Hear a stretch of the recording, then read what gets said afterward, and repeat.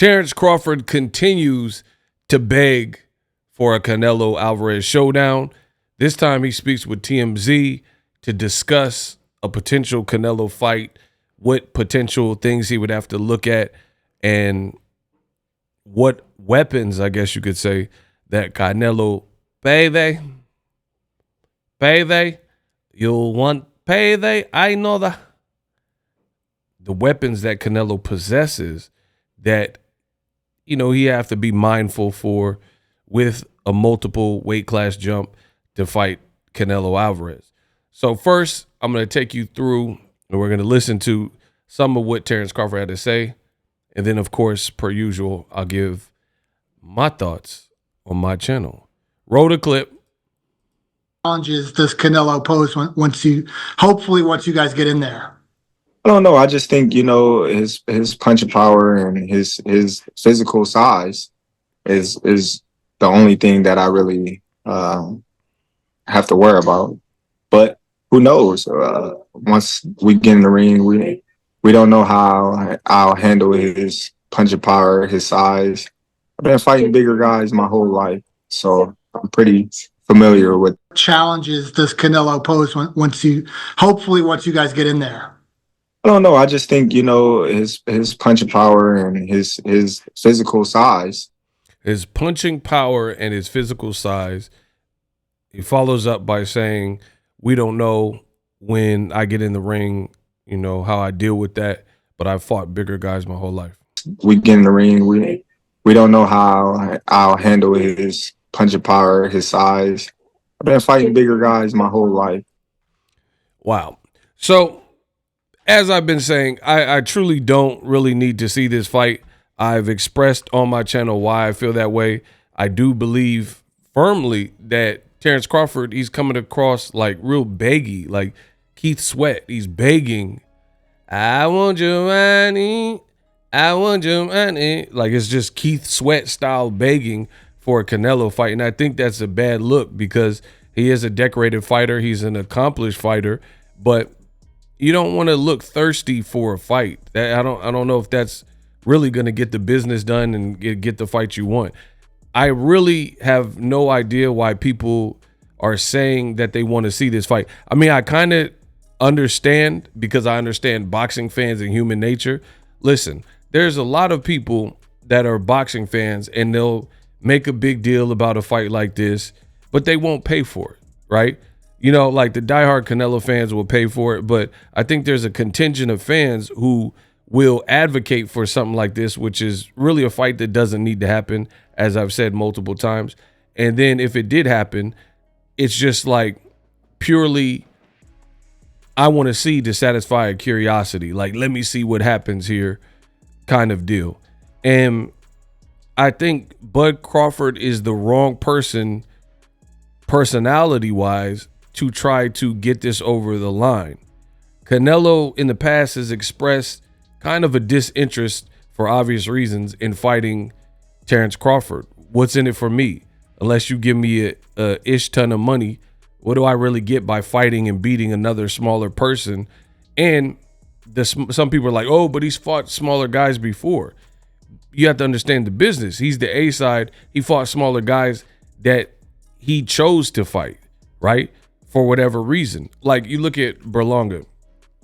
That wasn't the number one fight that people wanted to see. So you know Canelo moves like that.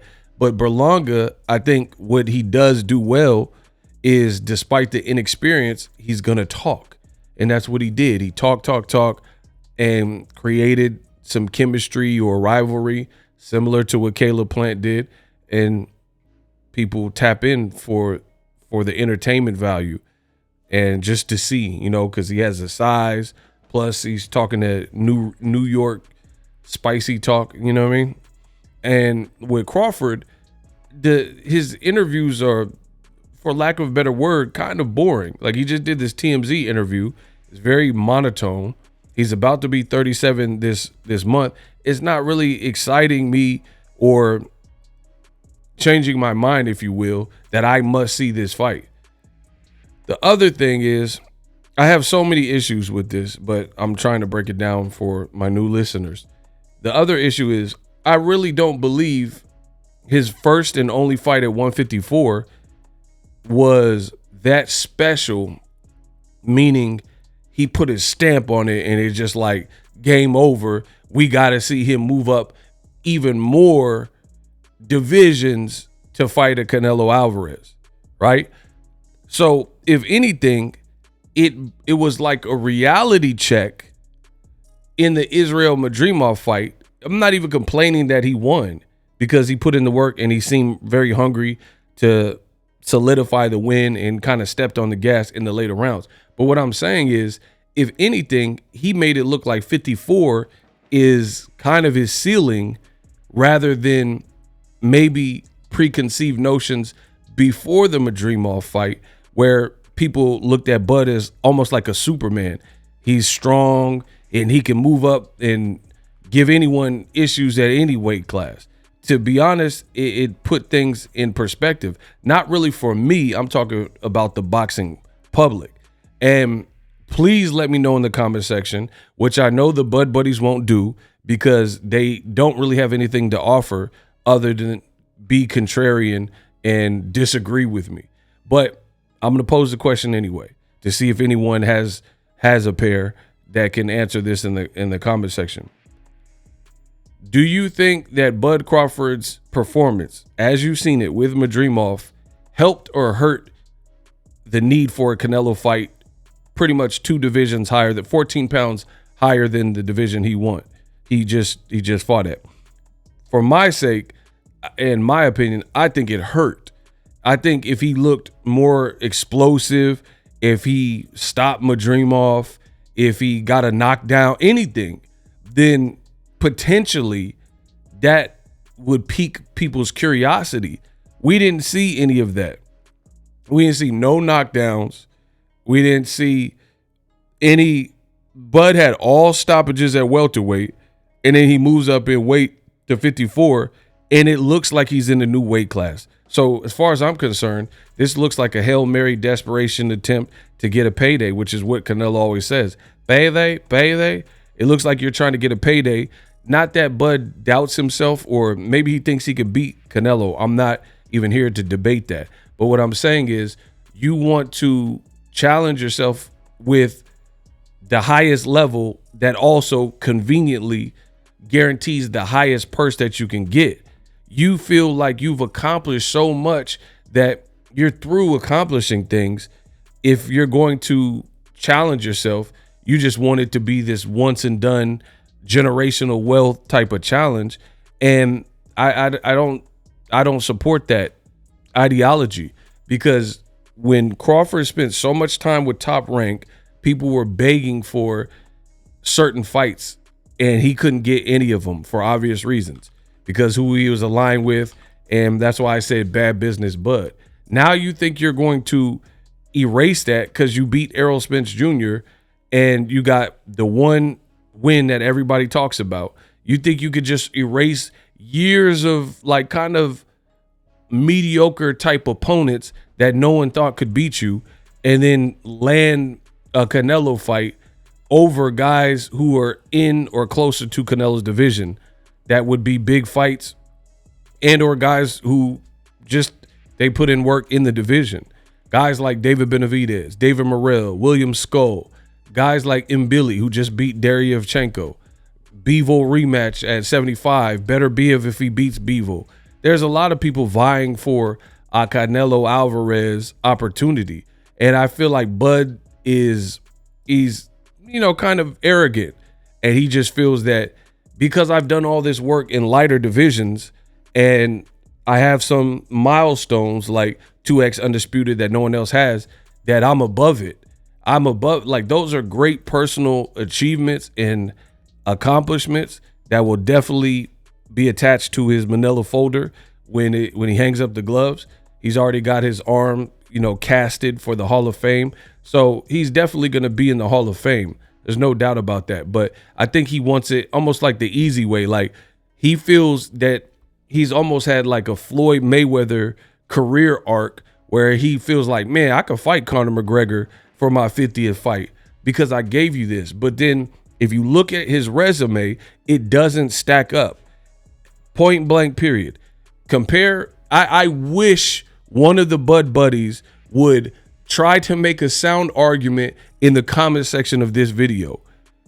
When he fought said fighter, where were they at in their careers? Were they coming off injuries? Were they shot in the leg? Were they active? Were they champions? Were they the number 1 or 2 guys? Where were they? And then you compare that to other great fighters like De La Hoya, Floyd Mayweather, guys like Manny Pacquiao, even Canelo, who's right around, somewhere close to Bud's age. Canelo's resume is blowing Crawford's resume out the water because he fought a dangerous Golovkin who was on like a 22 knockout streak or whatever it was. Bud fought Errol Spence, which is probably the highest quality name. And this was post-accident Errol Spence, where, he had detached retinas and long layoffs, and, he was already bouncing back from a major accident. You know what I mean? So that's the reality of it. I didn't control how Bud's career went. That's just the reality of it. So for me, I don't think that these things warrant you to skip over. And just because you're claiming that your fight is the biggest, that it is the biggest. And like Bud, they're saying as Kendrick Lamar. They're confusing him at the UFC sphere. It's supposed to be this big, like put on by his boy Turkey, Al-Ashik, Riyadh Season, UFC. He's a special VIP guest, and they put Kendrick Lamar, as you see on the screen, and think he's K-Dot. They not like us. All black people look like, I guess, right? So that just stipulates that a Canelo fight probably is not as big as you think, for the reasons you think. Canelo can fight anyone, and it's going to be as big as it can be, just like Gervonta Davis, right? There's no one that could have fought Frank Martin that would have been a bigger fight for Frank Martin, including Shakur Stevenson. So I think Bud believes that is his name that would be generating so much, but I don't agree with it. And I feel like there's other fights that make more sense. Why not Bud continue doing what he's doing? Excite the fans, beat a Jaron Ennis, beat a Virgil Ortiz, beat guys like that. And then if you're still fighting, maybe after you put in some work in the higher divisions, 54, 60, 68, give people something to be imaginative that we truly need to see Canelo versus Crawford at 168. For example, this is boxing at its best. Juan Manuel Marquez got a knockout in the lightweight division, and he was interviewed by Max Kellerman. He was the best lightweight at the time. He was chasing a rematch with Pacquiao. Juan Manuel Marquez says Pacquiao won't rematch me, so I'm calling Floyd, who was retired at that moment. I'm calling out Floyd in the welterweight division because I have nothing left to do at 135. And at that point, there were no bigger fights bigger than the Floyd Mayweather at 140 pounds. That's how boxing should work. He's literally solidified himself as the best end all be all at 35. And then based on that big win and performance, now he's calling out Floyd Mayweather. But with Crawford, he had probably his most mid performance because all the welterweights he fought, he knocked them out. So you can't say that this Madrimov fight, I'm not saying he didn't do any good work, but you can't say it's better in terms of like shocking and shock value. So you had your most like workman-like basic performance where you were doing some good things in that you've had in a while, and you think off that merit it's earned you a Canelo shot. And I just feel like I'm not seeing what people are saying. I think people are curious, so they just want to, let me see, let me see what happens kind of deal. But there's a lot of, we could do that all day. We could put David Benavidez at heavyweight just to see what happens. Oh, I don't know. Let me see how he looks. But it really doesn't make sense. Doesn't make sense to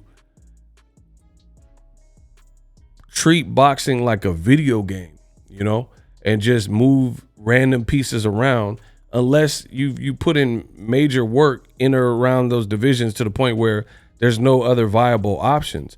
And that's literally not the case with Terence Crawford.